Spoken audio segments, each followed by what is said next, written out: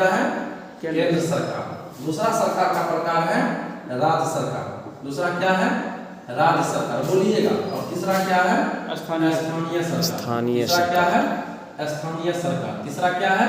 स्थानीय सरकार का सबसे बड़ा स्तर, जो सबसे ऊपर का स्तर है वो है केंद्र सरकार, बीच में है राज्य सरकार, और सबसे निम्न स्तर का जो सरकार है वो है स्थानीय सरकार। तो एक क्वेश्चन इसमें महत्वपूर्ण है कि सरकार में से सरकार का कौन सा अंग जो है कड़ी के रूप में काम करता है? तो कड़ी का अर्थ होता है जोड़ना। कड़ी का अर्थ होता है जोड़ना, और जोड़ने का काम देखिए राज्य सरकार क्या करेगा? केंद्र से पैसा लेगा और ये स्थानीय को विकास करने में लगवा देगा। तो पैसा लाने का काम से कौन करेगा? राज्य सरकार, और राज्य सरकार स्थानीय को डिस्ट्रीब्यूट करके डिस्ट्रीब्यूट करके वो बंटवा देगा। अब देखिए केंद्र सरकार होता कौन है? तो केंद्र सरकार का मेन मालिक जो होता है वो होता है पीएम। इसीलिए केंद्र सरकार कौन होता है? तो पीएम होता है। क्या होता है? तो इसमें हम एगो सीधे लगा देंगे वर्तमान पीएम, ये लगा देंगे तो और बढ़िया हो जाएगा।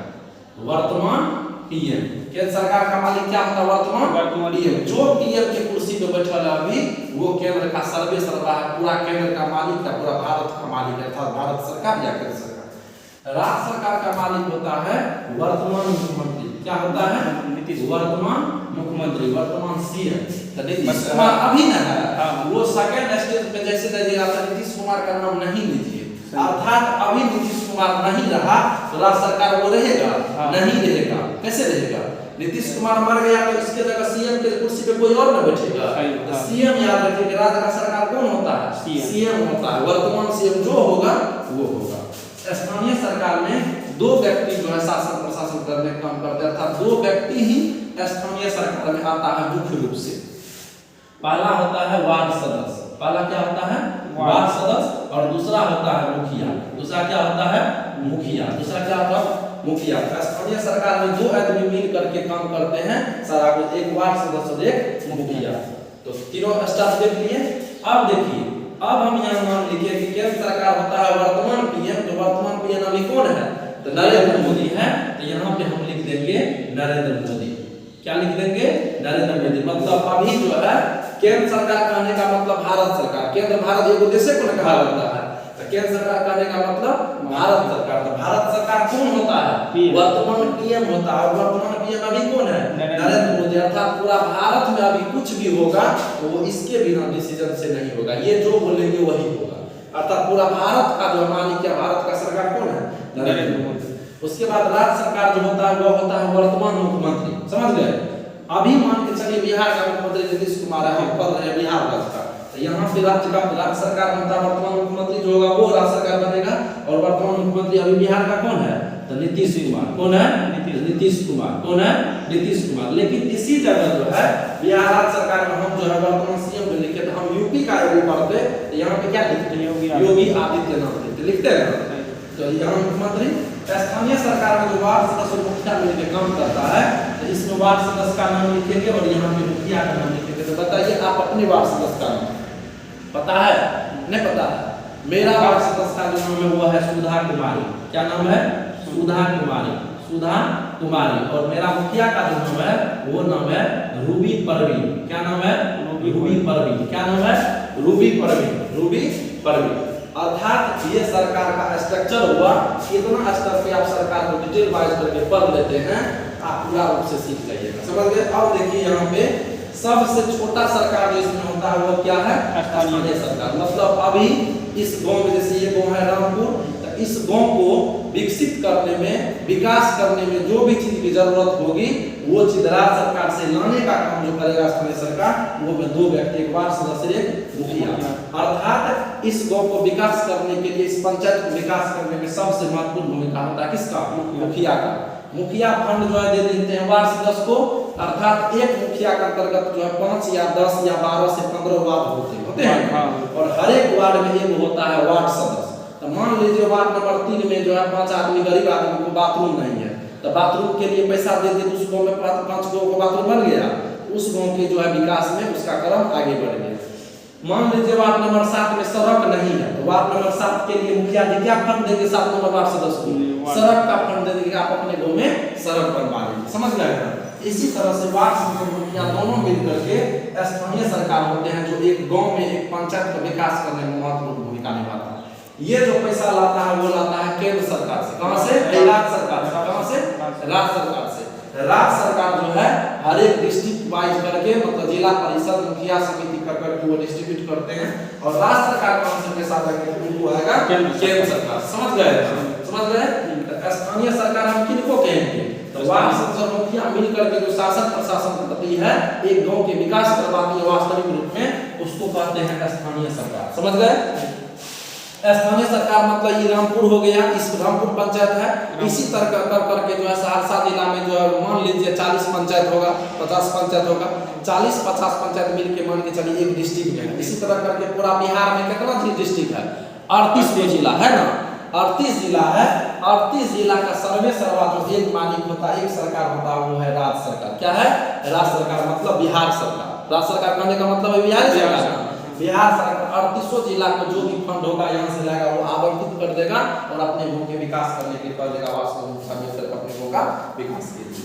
अब राज्य सरकार का अभी तो बिहार का बात की, लेकिन पूरे भारत में पूरे केंद्र में जो है बिहार ऐसा टोटल 28 राज्य, 28 राज्य को जो है बराबर रूप से समान रूप से जो पैसा आता है अपने राज्य को विकसित करने के लिए वो हो जाता है केंद्र सरकार। समझ गए?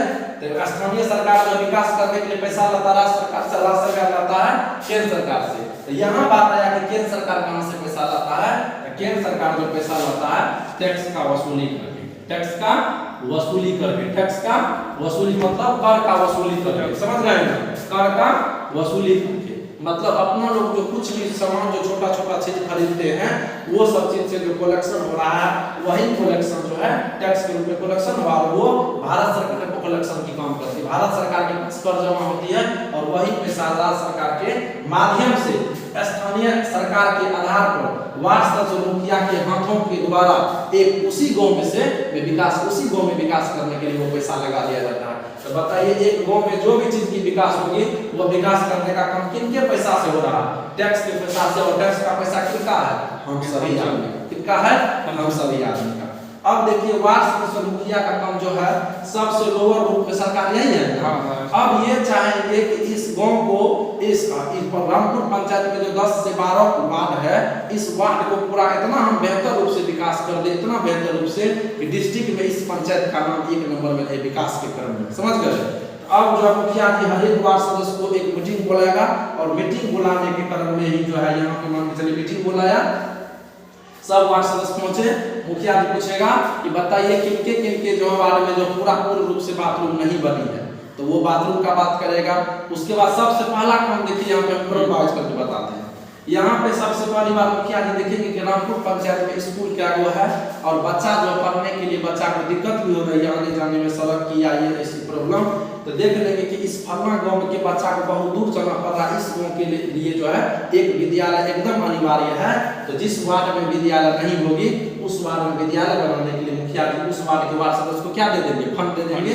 क्या चीज बनाने के लिए? विद्यालय। तो बताइए एक गांव में जो विद्यालय नहीं था, विद्यालय बनवा दिए तो उस गांव का विकास होगा? सबसे पहला चीज यदि जरूरी है तो वो जरूरी है किस चीज का? हर एक गांव में विद्यालय का। किसका है? विद्यालय। क्योंकि अम्बेडकर जी से जब संविधान लिख रहे थे तो उसमें एक चीज का जिक्र किए थे वो कि राजनेता जो भी होगा तुमको सब कुछ वो देगा। क्या है? सब कुछ देगा, लेकिन शिक्षा नहीं देगा। अर्थात यदि शिक्षा दे देगा तो सब कुछ खुद से तुम प्राप्ति कर लेगा। शिक्षा मिल गया तो सब कुछ तुम प्राप्ति कर सकता, लेकिन शिक्षा ही तुमको दे देगा, सब कुछ देने का कोशिश करेगा। क्योंकि शिक्षा दे देगा तो तुम्हारा अधिकार पता चल जाएगा और अधिकार पता चलेगा तो उनके मुंह पे तुम बोलने ही लगेगा। इसीलिए एक गांव में विद्यालय बनवा दिया जहाँ विद्यालय नहीं था। किसी गांव में मान के चलिए इसी वार्ड सदस्य में कोई कहेगा कि सर मुखिया जी मेरे वार्ड में जो है क्या सड़क नहीं है, सड़क गलत मतलब टूटा है, तो उस गांव उस वार्ड में जो है मतलब सड़क बनाने के लिए आवंटित कर देगा पैसा, तो वहां उस वार्ड में सड़क बन जाएगा। अब देखेगा कि वार्ड नंबर 10 में जो है गरीबी का सबसे ज्यादा गरीबी जो वार्ड नंबर 10 में है, जो सबसे कम मतलब SC/ST जाति उस वार्ड में ज्यादा रहते हैं, वहां पे घर जो है कहीं रहने के लिए किसी को नहीं है। तो इंदिरा आवास योजना के तहत जो मुखिया जी जो है उस वार्ड के वार्ड सदस्य लिस्ट बनवाएंगे। आप बोलिए आपके वार्ड में कितने व्यक्ति को इंदिरा आवास योजना के तहत लाभ नहीं मिला है घर बनाने के लिए, क्योंकि ज्यादा गरीबी आपके वार्ड में है। आप लिस्ट बनाइए, जैसे ही लिस्ट सौंप के देंगे मुखिया ने उसको वेरीफाई करवा करके सबको उस गांव में क्या, उस गांव में जो भी गरीब आदमी थे उनको इंदिरा आवास योजना दिलवा देगा। इंदिरा आवास योजना, इंदिरा आवास योजना, इंदिरा आवास योजना दिलवा देगा। इनको चीज बन गया, विद्यालय, सड़क, इंदिरा आवास से घर बन गया। अब मान लीजिए कि मतलब वही बाथरूम का बात तो बोले दिए, बाथरूम बन जाएगा। अर्थात उसके बाद देखिए डीलर सब जो अनाज जो देते हैं उसमें गरीब परिवार को दिया जाता है। मान लीजिए कोई गांव में जो है गरीब आदमी है जिनका वो कोई वार्ड में उनको जो है कार्ड नहीं बना है चावल गेहूं लेने के लिए डीलर से, तो वो भी जो है काम किनके हाथ में रहता है, मुखिया जी के हाथ में। मुखिया जी वार्ड सदस्य से बात करके वार्ड सदस्य लिस्ट बना के देंगे और मुखिया जी का करवा देंगे। तो वो डीलर वाला भी काम जो होता है अनाज के लिए, वो भी काम जो है इन्हीं के हाथ में। बीपीएल सूची। हाँ, अर्थात मुख्य रूप से यदि देखा जाए जमीनी स्तर का बात किया जाए तो वो जमीनी स्तर पे विकास करने का काम सिर्फ दो व्यक्ति करता है, एक वार्ड सदस्य और एक मुखिया। यदि आपको मुखिया जो पूरा प्योर मिल गया और वार्ड सदस्य प्योर, देखिए वार्ड सदस्य यदि पूरा प्योर मिल गया, उसको कोई भ्रष्टाचारी से लेना देना नहीं, यदि समाज का विकास करना उनको, तो वो जो यदि मुखिया जी नहीं हो उनको बुला के मीटिंग में नहीं हो कुछ देंगे, खुद जाके बोलेगा कि मेरे मतलब वार्ड में जो है इस चीज का कमी है, इस चीज का कमी है, आप हमको दीजिए फंड, तो वो लड़के मिलेंगे मतलब लेंगे। यदि ये भी जो मान के चलिए भ्रष्ट है, लेकिन ये इससे लिस्ट मांग रहा है कि जिसको चावल गेहूं में ला लिस्ट बना करके दीजिए, हम उनको कार्ड बनवा देंगे, सड़क नया बोलिए हम सड़क बनवा देंगे, तो ये भी जो होगा, अर्थात दोनों में एक भी कोई सूद है फिर भी गांव का विकास होगा। यदि मान लीजिए ये दोनों का दोनों प्योर है, तब क्या हो जाएगा, पूरा उस गांव का विकास हो जाएगा। और जहां का वार्ड सदस्य मुखिया प्योर एकदम प्योर होता है, उसको भ्रष्टाचारी से थोड़ा भी लेना देना नहीं है, तो वही गांव जो है जिला स्तर पर वही पंचायत वही वार्ड का नाम एक नंबर में रहता है। समझ गए ना? हाँ, लेकिन वही जगह पे दोनों मिल करके मान लीजिए भ्रष्टाचारी निकल गया, तब क्या होगा पता कीजिए, विद्यालय बन पाएगा, नहीं सड़क बन पाएगा, नहीं घर किसी को मिलेगा, नहीं अनाज, कुछ पे ध्यान नहीं लोग देगा, और उसको का विकास होगा नहीं होगा। स्थानीय स्तर पे एक गरीब मतलब गांव या कोई मान के चलिए लोअर फैमिली जो भी है, उसको नीचे से ऊपर उठाने के लिए मतलब समानता लाने के लिए सबसे पहला कदम कोई उठाता है तो वह है वार्ड सदस्य मुखिया, वार्ड सदस्य मुखिया। ये तो मान के चलिए यहाँ तो राज्य सरकार है फंडिंग देने वाला कि ये पैसा यहाँ पे इन्वेस्ट किया, इसको 38 गो राज्य जिला है बिहार सरकार 38 जिला को बोल दिया कि आप अपना काम विकास कीजिए, जो जिला जो एकदम प्योर होकर कहिएगा एक नंबर पाइएगा, तो सबको विकसित करने के लिए, सबको विकास करने के लिए आवंटित किए हैं। लेकिन वहाँ पे सब जिला विकसित होता नहीं होता, कोई अच्छा कर पाता, कोई खराब कर लेता है। तो राज्य सरकार पैसा ले आया केंद्र सरकार से, केंद्र सरकार ले आया टैक्स का वसूली करके। तो यहाँ पे कड़ी का जो काम बोले थे, ये कड़ी का काम करता है राज्य सरकार। कौन करता है? यहाँ से केंद्र से पैसा लाता है और राज्य सरकार बराबर स्तर पे स्वास्थ्य केंद्र इन्हीं के अंतर्गत है। जैसे बिहार में 38 जिला है, तो राज्य सरकार केंद्र से जितना भी पैसा लगा, जितना भी फंड आएगा, वो सभी 38 जिला में समान रूप से वो करवाएगा। समझ गए? यहाँ पे 38 जिला 38 करेगा। यहाँ पर मान लीजिए यूपी गवर्नमेंट है, यूपी सरकार है, तो वहाँ पे जितना जिला है उतना जिला में डिस्ट्रीब्यूट होगा, वो तो डिस्ट्रीब्यूट करेगा। लेकिन यहाँ पे 38 जिला को दे दिया, 38 जिला का 38 पूरा नहीं मतलब पूरा विकास नहीं कर पाएगा। कहीं क्यों नहीं कर पाएगा? सभी वार्ड सदस्य मुखिया एक समान नहीं होते। समझ गए? ये सरकार का कर्म है, तो सरकार का 3 पार्ट में दे करके समझ सकते हैं। ठीक है? बोले कि स्वास्थ्य केंद्र वार्ड सदस्य मुखिया